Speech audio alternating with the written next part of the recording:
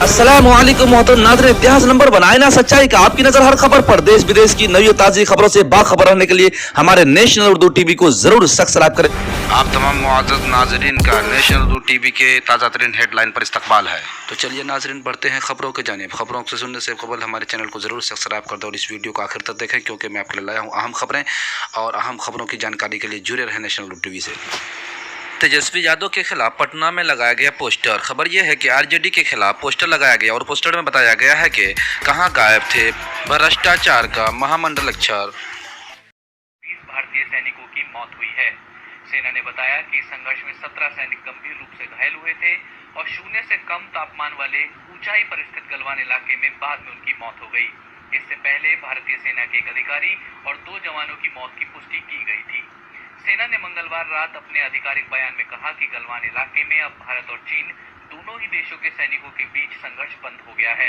इससे पहले 15 और 16 जून के दरमियानी रात दोनों पक्षों के बीच हिंसक संघर्ष हुआ था।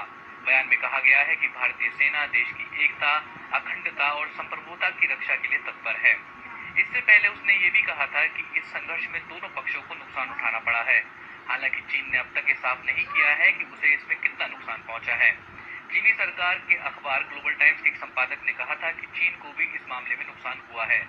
भारतीय विदेश मंत्रालय के प्रवक्ता अनुराग श्रीवास्तव ने बताया था कि भारत और चीन पूर्वी लद्दाख के सीमावर्ती इलाके में सैनिक और कूटनीतिक माध्यमों से तनाव कम करने के लिए बातचीत कर रहे थे। 6 जून को सीनियर कमांडरों की बैठक काफी अच्छी रही थी और उससे तनाव कम करने की प्रक्रिया पर सहमति बनी थी। इसके बाद मौके पर मौजूद कमांडरों की बैठकों का सिलसिला जारी था ताकि उस सहमति को ग्राउंड लेवल पर लागू किया जा सके जो वरिष्ठ अधिकारियों के बीच बनी थी। अनुराग श्रीवास्तव ने कहा कि हमें उम्मीद थी कि सब कुछ आसानी से हो जाएगा, लेकिन चीनी पक्ष इस सहमति से हट गया कि गलवान घाटी में लाइन ऑफ एक्चुअल कंट्रोल का सम्मान किया जाना चाहिए। सोमवार रात की झड़प के बारे में उन्होंने बताया कि 15 जून की देर शाम और रात को एक हिंसक झड़प हुई।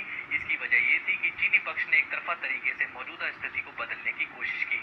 दोनों तरफ से लोग हताहत हुए, जिसे टाला जा सकता था अगर चीनी पक्ष ने उच्च स्तर पर बनी सहमति को ठीक तरह से माना होता। भविष्य के बारे में उन्होंने ये भी कहा कि हम अच्छी तरह से समझते हैं कि सीमावर्ती इलाकों में शांति बहाल करने की जरूरत है और विवादों को संवाद के जरिए सुलझाने की। इसके साथ ही हम भारत की संप्रभुता और उसकी अखंडता के लिए पूरी मजबूती के साथ प्रतिबद्ध हैं। दूसरी तरफ चीन ने भारत पर आरोप लगाया है कि वो यथास्थिति को बदलने की कोशिश कर रहा है और उसे उकसावे की कार्रवाई से बचना चाहिए। हालांकि चीन ने अब तक ये नहीं बताया है कि उसे इस झड़प में कितना नुकसान हुआ। इधर चीन के मामला को लेकर के पटना के कारगिल चौक पर युवाओं ने किया चीन का विरोध और राष्ट्रपति का जलाया पुतला।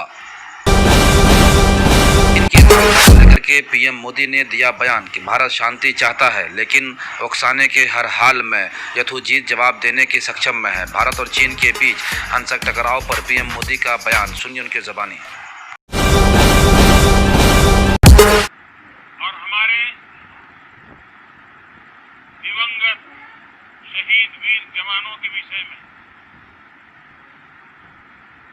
देश को इस बात का गर्व होगा,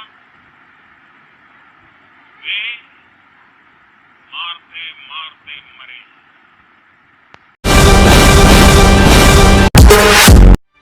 इधर तमिलनाडु से खबर ये आ रही है कि नहाती हुई नंगी लड़की का वीडियो बनाकर 3 युवाओं ने की सेक्स की मांग और उन्होंने धमकी दिया, अगर तुमने हमारी बात को नहीं माना तो तुम्हारा वीडियो को मैं मोबाइल में वायरल कर दूंगा। उसको लेकर के लड़की ने खुद को आग लगा ली।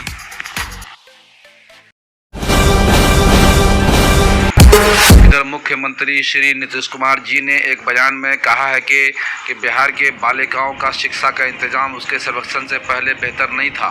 बिहार के बालिकाओं के मनोबल को बढ़ाया, उनका कहना है। जागृति के लिए जो काम किया गया, कितनी लड़कियां पढ़ पाती थी।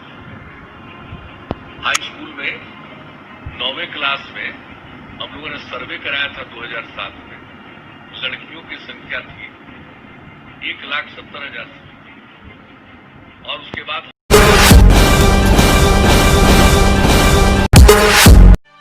तो मोहतरम नाजरीन, दीजिए अपने दोस्त मेज़बान वसीम नदवी को इजाज़त। अगर आपने अभी तक हमारे चैनल को सब्सक्राइब नहीं किए हैं तो सब्सक्राइब करना ना भूलिए, और हमारा वीडियो अगर पसंद आ जाए तो आप लाइक भी करें, अपने दोस्तों ग्रुपों में शेयर भी करें और हमें खिदमत का मौका फराहम करें, और हमारे इस वीडियो को आप खूब फैलाएँ। शुक्रिया वसीम नदवी। साथ ही आइंदा वीडियो के लिए जुड़े रहें नेशनल उर्दू टीवी से।